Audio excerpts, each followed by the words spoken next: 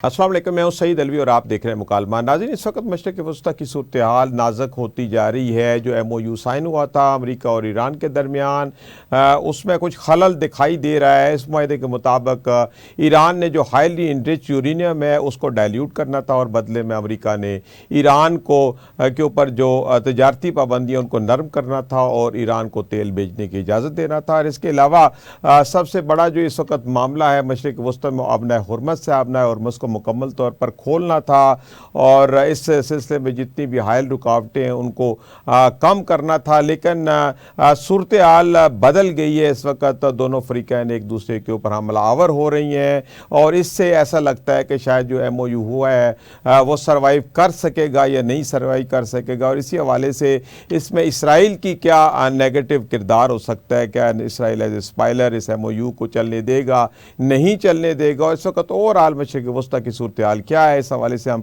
तफसीली बातचीत करेंगे। मुझे प्रोग्राम में ज्वाइन किया है नज़ीर हुसैन साहब ने। आप माहिर हैं बैनुल अक़वामी अमूर के और साबिक़ सफ़ीर हैं। नज़ीर साहब, मुकालमा में खुशामदीद।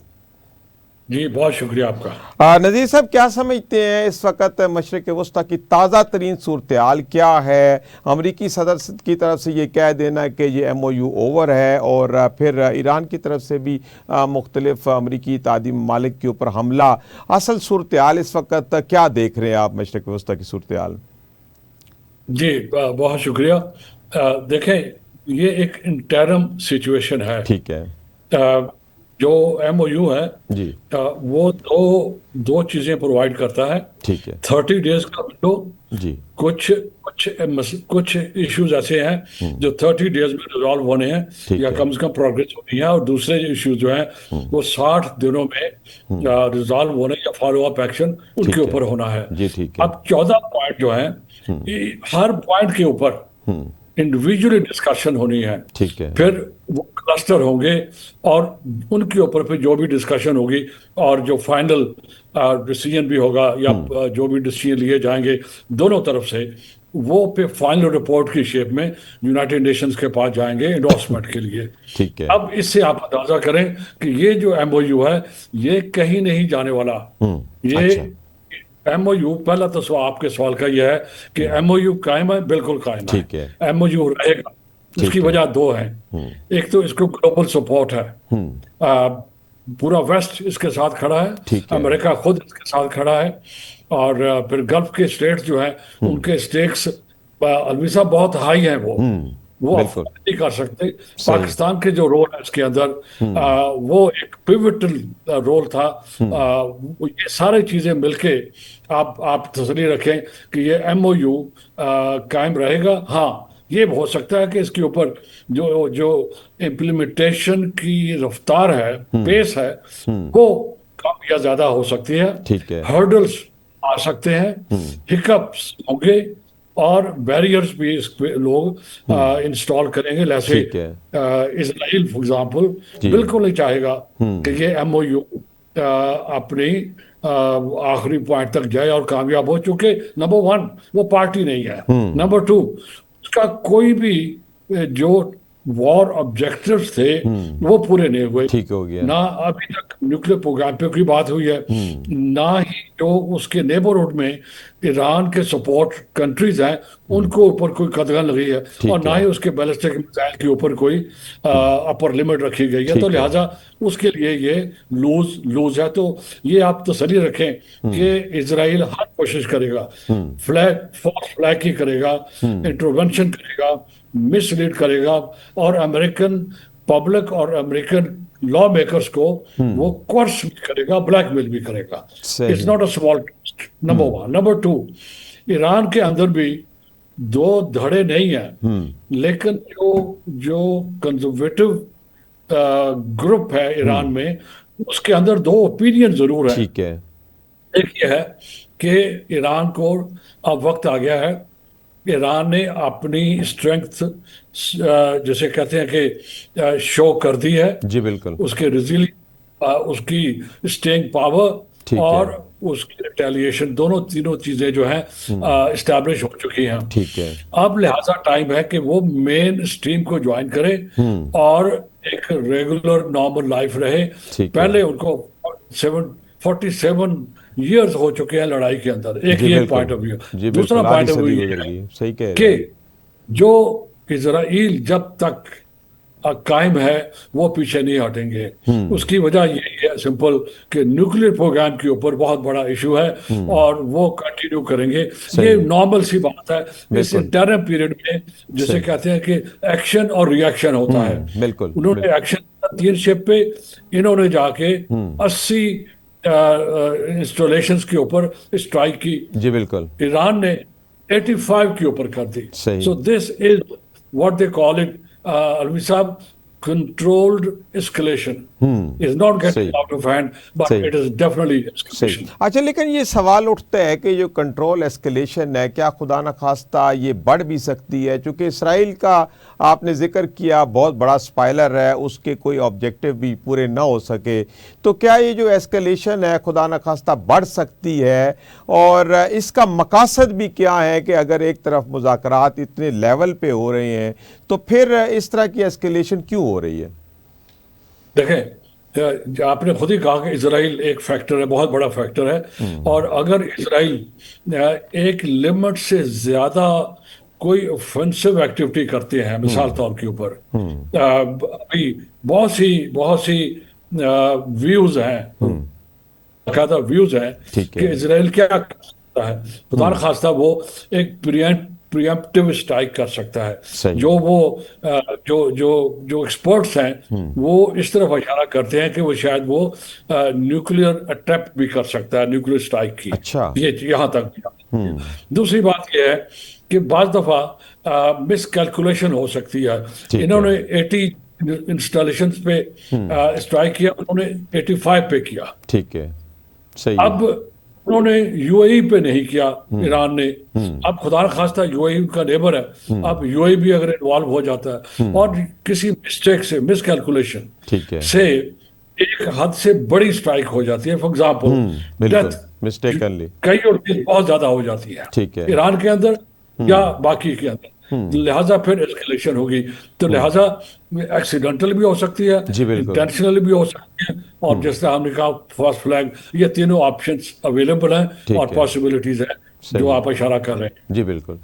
अच्छा नज़ीर साहब, आप ये बताएं कि इस वक्त मुआहदे के तहत जो ईरान ने अपनी जोरी सलाहियत है उसको कम करना है, वो हाईली इनरिच्ड यूरेनियम को डाइल्यूट करना है, तो इस हवाले से आलमी तवानाई एजेंसी के साथ जो तावन की ज़रूरत है ईरान की तरफ से, क्या वो मुमकिन हो सकेगा? आपने ख़ुद भी एक स्प्लिट का इजहार किया है, ईरान के अंदर कुछ कंजर्वेटिव लोग हैं, तो क्या आप समझते हैं कि इस मुआहदे के तहत ईरान वो तमाम जो है वो एक्सेस देगा आलमी एटमी तवानाई एजेंसी को?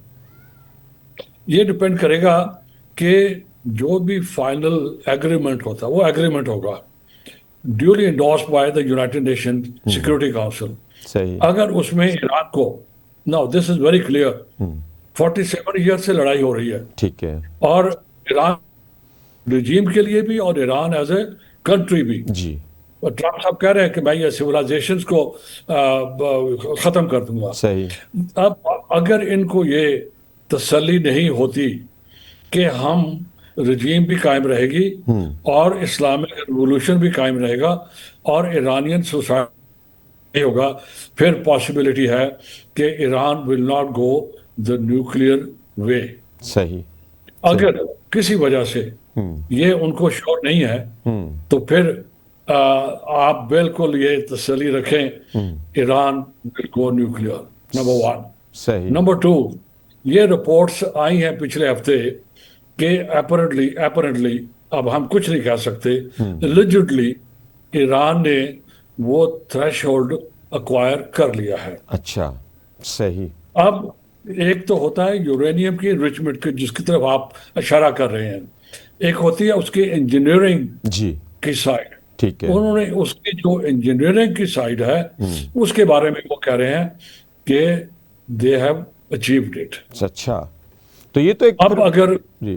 हाँ, अब अगर सिर्फ बाकी कदगन है इनरिचमेंट के लेवल के ऊपर, ये जो है डिपेंड करेगा कि ये कितनी स्मूथली जाती हैं, कितनी लंबी होती हैं, किस किस्म की गारंटीज ईरान मांगता है, किस किस्म की गारंटीज ईरान को मिलती हैं। और ये आप ना सोचें कि पब्लिक ओपिनियन कोई असर करेगा या कोई और किस्म की एक्सटर्नल फैक्टर्स होंगे। नो, सही। इट्स प्योर एग्जिस्टेंशियल थ्रेट है ईरान को। और जब तक वो सिक्योर नहीं होंगे, I don't think Iran will give up. ये मेरी अपनी पर्सनल असेसमेंट है कि दिस इज लॉजिकल वे कि ऐसा होगा। लेकिन अगर नज़ीर साहब, जैसे आप कह रहे हैं कि इंजीनियरिंग साइड पे डेवलपमेंट हो गई है, ऑलरेडी इनरिच यूरेनियम भी है, तो फिर ईरान के अगर हम जो एटमी मकासद हैं वो उससे हटता नहीं है, वो उस पर आगे बढ़ रहा है, तो फिर कैसे अमेरिका को तसल्ली होगी, वेस्ट को तसल्ली होगी, इसराइल को तसल्ली होगी कि मुआहदा आगे की तरफ बढ़े? तो क्या अगर ये डेवलपमेंट ईरान जारी रखेगा न्यूक्लियर साइड पे, तो फिर कोई कामयाबी नज़र आती है आपको मुआहदा होते हुए? देखें, ये जो न्यूक्लियर कैपेबिलिटी है, it is not for fun, it is not for sport. Pakistan ने जब की, या नॉर्थ कोरिया ने की, या इवन इसराइल ने भी जब अक्वायर की, तो उनकी जो थ्रेट परसेप्शन जो थी वो ये थी कि उनका अपना सर्वाइवल एट स्टेक है। हाँ, पाकिस्तान को देखें, ठीक है आपके एक 6 गुना बड़ा कंट्री जी। जो 24 घंटे उनके मीडिया से, उनकी गवर्नमेंट से, उनकी डिप्लोमेटिक लैंग्वेज से क्या आता है कि पाकिस्तान को तो हम मानते नहीं है, सही। हम रिकग्नाइज नहीं करते। अब इंडस वाटर ट्रीटी को पीछे अब एक और शुरू किया उन्होंने जी बिल्कुल। कि इन इज अ हिंदू सिविलाइजेशन। बिल्कुल पाकिस्तान तो कागज के ऊपर है। सही। Now look at this, now this is a threat for survival. Iran को भी अगर ये कहे कोई कि हम आपकी 3000 साल पुरानी सिविलाइजेशन को लियामेट कर देंगे, तो I think what will happen और should happen as a student of diplomacy and international relations, America will have to, the United Nations will have to give solid, inviolable guarantee that Iran's survival as a society, as a country, दो मुख्तलिफ चीजें हैं, society and country, and the Islamic revolution, the regime, they will not be hurt. सही, you know, सही। ये damage नहीं होंगे। मेरा नहीं ख्याल कि ईरान को कोई खास शौक होगा न्यूक्लियर कैपेबिलिटी एक्वायर करने का। अगर कोई थ्रेट नहीं है तो this is a very expensive. लेकिन नज़ीर साहब, इतनी बड़ी गारंटी कौन दे सकता है? आपको पता है जो सूरत हाल है, अमेरिका की भी, वो शाम को कोई और बात करते हैं, रात कुछ और करते हैं, सुबह कुछ और करते हैं। इसराइल उसके दरपे है, उसके अपने मकासद हैं ग्रेटर इसराइल के। तो इस सारी सूरत हाल में कोई ऐसी गारंटी कौन दे सकता है? कोई मुमकिनात नजर आते हैं आपको? ये जो आखिरी आपने जुमला कहा, ग्रेटर इजराइल, सबसे बड़ा ऑब्स्टिकल वेस्ट एशिया में पीस बिल्डिंग में यही है। पहले इस वॉर से पहले, या पिछले साल जून की वॉर से पहले, ये जो एक्सपेंशनिस्ट प्लान्स थे इजराइल के, वो लो की मेंशन होते थे, कि ज्यादा डिटेल में और हाई लेवल पे मेंशन नहीं होते थे। अब तो खुलम खुला उन्होंने अपने लिए एक ऑब्जेक्टिव गोल सेट कर लिया है। अच्छा। कि ये जो नाइल टू यूफ्रेटिस, ये उनकी लैंड है और वो अक्वायर करेंगे इसको। और अब तो ये लफ्ज भी याद हो गया कि Judea, century of Judea, JUDEA, ये जो सेंचुरी है, ये पैक्स जूडिया है। इसका माना कि ये है कि अमेरिका अगर कमजोर होगा, पीछे हटेगा, तो उसकी जगह जो है वो इजराइल लेगा। सही। अब ये जो सिनारियो है, ये जो सिचुएशन है, अलवी साहब, दिस इज वेरी डिस्टर्बिंग। अच्छा, लेकिन नज़ीर, बिल्कुल ठीक। अच्छा नज़ीर साहब, जो आप आता कर रहे हैं, बिल्कुल बात आप बिल्कुल ठीक कर रहे हैं कि ये कदम ब कदम जो है वो इसराइल अपने मजमूम मकासद में आगे बढ़ रहा है। तो फिर इसमें अगर अमेरिका इसके साथ खड़ा रहेगा, फिर तो चले कोई ना कोई इसकी स्टैंडिंग बनती है। अगर जिस तरह अमेरिका इस वार से निकलने की पूरी कोशिश कर रहा है, जिसमें वो ये इसराइल की वजह से आया है, अगर वो किसी तरीके से निकल जाता है, ये सूरत हाल है, और अमेरिका के साथ कोई और मुल्क भी खड़ा नहीं होता तो अकेला इसराइल जो है वो अपने इस ममजून मकासद में आगे बढ़ सकेगा, सियासी लिहाज से, अस्करी लिहाज से? जी, ये भी मुमकिन है कि इजराइल को रोका जाए और उसको अपने 1967 बॉर्डर के अंदर कंटेन किया जाए। ये मुमकिन है बाय द वे। उसमें पहली रिक्वायरमेंट ये है कि जो अमेरिकन पॉलिटिक्स है उसकी आज़ाद करें, वो आज़ाद हो ज़ायनिस्ट इन्फ्लुएंस से, और जो कांग्रेस है या सेनेट है वो काम ना करे जो इजराइल से ज़बरदस्ती करवा लेता है। फॉर एग्जाम्पल, पिछले हफ्ते एक नया बिल हो रही है या बिल के बारे में डिस्कशन हो रही है कि अमेरिकन मिलिट्री और इजराइल मिलिट्री मोर और लेस मर्ज हो जाए। अच्छा। ये शेयर करें। उन्होंने कोई 21 के करीब एरियाज आइडेंटिफाई किए हैं। अच्छा। It's a long list, is available on media के इनमें दोनों तरफ जो भी डेवलपमेंट हो वो उनकी कॉमन हेरिटेज या कॉमन प्रॉपर्टी या कॉमन पोजेशन होगी। क्या मतलब इसका? ये इजराइल के पार्ट पे बहुत ही चालाक, बहुत ही शातिर चीवित किस्म की एक प्रपोजल है। उनको पता है कि पब्लिक ओपिनियन बदल जाएगा।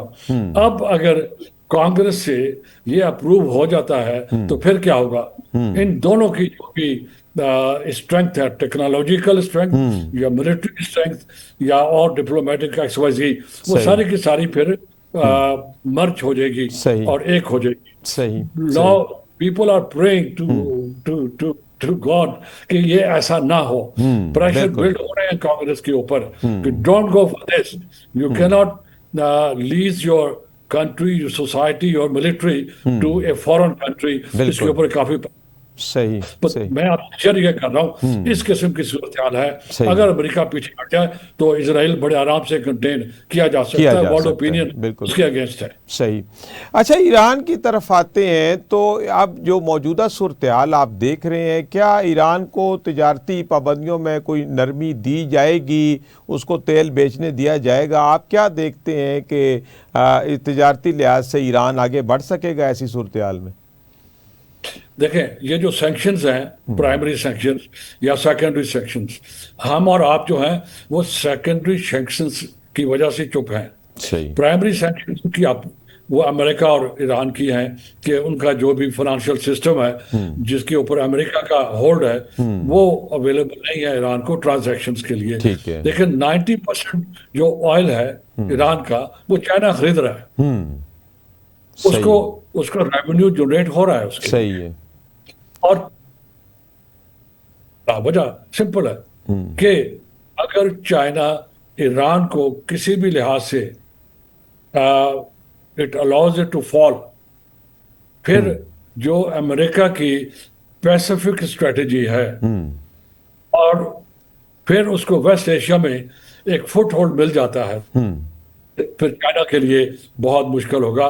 चाइना का इवन इस सेंचुरी का जो प्लान्स हैं, जो डेवलपमेंट के तरह वो जाना चाह रहे हैं, जिस किस्म का न्यू वर्ल्ड ऑर्डर डेवलप होने जा रहा है, वो सारे का सारा जियोपर्डी में होगा। और उसके साथ आपको इल्म है कि रशिया भी साथ है और ये दोनों कंट्री मिलके ये नहीं होने देंगे। Sanctions will have to be removed, it may be delayed, gradual हो जाएगा, लेकिन आहिस्ता आहिस्ता वो कमजोर होना शुरू होंगी और एक वक्त आएगा कि उनका इन्फ्लुएंस खत्म हो जाएगा। क्योंकि अमेरिका चाहे वो फॉर्मली ना भी करे, बाय द वे, वो इम्प्लीमेंट होना नहीं मुमकिन होगा। सही है। जो उसको अंडर हैंड नरम कर देगा। नहीं, जो सेकेंडरी सैंक्शंस हैं अलवी साहब, वो हम पे हैं, चाइना पे हैं, इंडिया पे हैं, XYZ पे हैं। बिल्कुल। वो अगर अमेरिका इम्पोज नहीं कर सकता, कैपेसिटी नहीं है, ग्लोबल सपोर्ट नहीं है, इंस्टीट्यूशनल ऐसी डेवलपमेंट्स हो चुकी है, जैसे अब अगर यूआन और स्ट्रेंथन होता है, पाकिस्तान भी ज्वाइन कर, इंडिया भी ज्वाइन कर लेता है। बाय द वे, एक और प्रपोजल भी हो रहा है, let me share with your audience. Russia जब मैदफ आए थे फ्यूनल के ऊपर, उन्होंने प्रपोज किया है ईरान को कि why don't we set up a group of countries which are, जिसे कहते हैं जेर अताब है अमेरिका के। बिल्कुल सही। मकसद ये है कि जिनके ऊपर रिस्ट्रिक्शंस हैं वो कंट्री क्यों ना इकट्ठे हो जाएं, सही। और लिहाजा रशिया भी है और ईरान भी है। तो आप देख रहे हैं दुनिया जो है वो क्या कहें कि आराम से नहीं बैठती। ग्लोबल लेवल के ऊपर हलचल होती रहती है, बहुत चलती रहती डेवलपमेंट्स है, होती सही रहती कह हैं। रहे हैं, कोई बिल्कुल। भी कंट्री कितना बड़ा हेजेमोन क्यों ना हो, वो सारे को जो पॉलिटिकल इकोसिस्टम है ग्लोबल पॉलिटिक्स का, जी बिल्कुल। उस सारे को कंट्रोल नहीं कर सकता। और America is already on the way down, अब उसकी पहुंच से बाहर होता जा रहा है। वरना ईरान इस किस्म की आउटपुट ना होती, इस कॉन्फ्लिक्ट की जिस बिल्कुल किस्म की आउटपुट है। सही कह रहे हैं। अच्छा नज़ीर साहब, आप क्या समझते हैं कि आबनाए हरमुज़ भी अब एक बड़ा तवज्जो का मरकज़ बन गया है? क्या ईरान इस बात पे बज़िद है कि मुझे वहाँ से महसूल वसूल करना है? तो क्या इस सिलसिले में अमेरिका एक रुकावट है? एक नई तरह की सियासत शुरू हो गई है, इस तरह तो दुनिया में कई आबनाए हैं। तो फिर आप क्या समझते हैं कि अगर ईरान इस पे बज़िद रहता है कि उसने टैक्स ज़रूर वसूल करना है आबनाए हरमुज़ पे, ऑन एंड ऑफ उसको बंद रखना है, खुला रखना है, तो ये भी एक शरारत का बायस हो सकता है? इसकी दो दो वजह हो सकती हैं। एक, क्योंकि हम और आपको एक्सेस नहीं है ईरानी लीडरशिप की इनर थिंकिंग के, जी नहीं है। बिल्कुल। हम एक अखज़ कर सकते हैं कि ये होगा। ठीक है। एक चीज तो ये है कि ये एक बार्गेनिंग टूल है ठीक है। कि अल्टीमेटली अगर उनको गिव अप करना पड़ता है वो जो स्ट्रेटेजिक कैपेबिलिटी है, तो उनके पास क्या गारंटीज होंगी।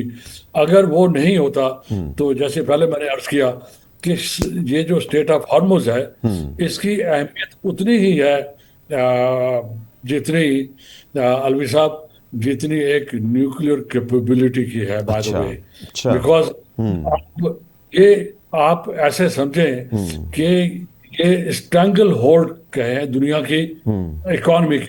अच्छा। 20% 20%, एनर्जी, बिल्कुल 20% इकॉनमी उसके थ्रू आती है, बिल्कुल।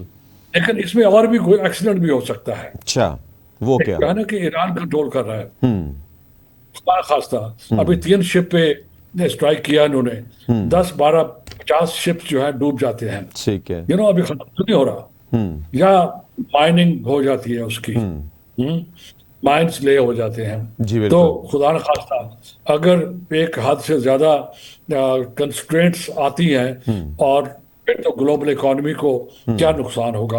तो लिहाजा जितने भी मैं समझूंगा जो वाइज लीडर्स हैं, दे मस्ट बी थिंकिंग कि स्टेट ऑफ हार्मोस को और ईरान को और इजराइल को और अमेरिका, ये जो 4 5 लेट्स कॉल देम इश्यूज, ये जो 4 5 इश्यूज हैं, they have to be handle very intelligently, very wisely.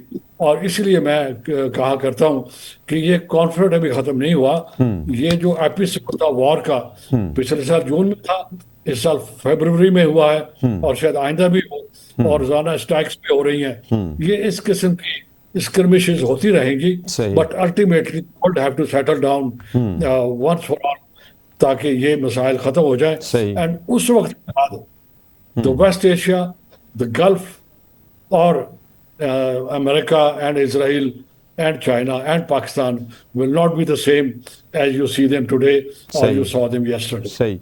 अच्छा नज़ीर साहब, ये ओमान का क्या रोल है इसमें आबनाए हरमुज़ में? पिछले दिनों में ओमान और ईरान की जॉइंट एक मीटिंग भी हुई है आबनाए हरमुज़ के हवाले से, तो कितने % शेयर इसमें कंट्रोल का या उस एरिया का ओमान के पास भी है? ये दोनों लिटोरल स्टेट्स हैं। अच्छा। दोनों, ये जो स्टेट ऑफ हार्मोज है ये दोनों की टेरिटरी को टच करता है। अच्छा, उसमें लेकिन कोई ज्यादा परसेंटेज हिस्सा, है या वो बराबर करते हैं होल्ड? ये कोई 31 किलोमीटर का वाइड वाटरवेज है। जी बिल्कुल। अब हर कंट्री को 12 मेरे ख्याल माइल्स तक, अच्छा, 12 नॉटिकल 21 माइल। 21 माइल बनते हैं और 32 किलोमीटर बनते हैं। ठीक है। अच्छा, अब 12 माइल तक उसकी उसकी जुरिस्डिक्शन है। अपनी लिमिट ठीक होती है। है। ठीक है। अब यहाँ पर तो दोनों अगर 12 करेंगे तो ओवरलैप होगा। उसके लिए लॉ ऑफ द सी के अंदर फॉर्मूला है कि अगर दोनों की ओवरलैप होती है, सॉरी फॉर दिस, जी कोई तो बात फिर क्या होगा? जी अब लिहाजा ये दोनों के, लेट्स एज्यूम के इक्वल शेयर है इनका, ठीक है। और ईरान लेफ्ट राइट की तरफ है, और सॉरी लेफ्ट की तरफ है, और ओमान राइट की तरफ राइट है। की तरफ, ठीक है। अब ज्यादातर जो ट्रैफिक है वो ईरान से ओमान की तरफ जाती है। ठीक है, सही है, मतलब पहले ईरान को बिल्कुल, टच करती है। लेकिन ये नहीं है कि उधर से नहीं आती। लेकिन आजकल जो जिसकी डिस्कशन हो रही है ऑयल के कॉन्टेक्स्ट में, वो ये है कि ईरान से गुजर के फिर हायर सीज में जाती है पानी ठीक तरफ है, यो। सही तो है। लिहाजा ओमान का भी राइट है उसके ऊपर, और ये भी एक इत्तेफाक है कि ईरान और ओमान दोनों का कंसेंसस है इस सब्जेक्ट के ऊपर, अच्छा। क्योंकि दोनों की लॉन्ग टर्म इंटरेस्ट है। और ये बाय द वे पहले था भी प्रॉपर्टी ईरान के पास। फिर ठीक है। ये इंडिपेंडेंट थे, आपको इल्म है जी कि जी हरमोज के नाम का एक विलेज जी जी एरिया है जो जो इंडिपेंडेंट था। जी। पोर्चुगीज ने कब्जा किया, ईरान ने बाद में फिर इसको अक्वायर कर लिया, और इस किस्म की इसकी हिस्ट्री है। तो लिहाजा दोनों मुल्कों का इसके ऊपर क्लेम भी है, रोल भी है, और इत्तेफाक भी है। जी ठीक है।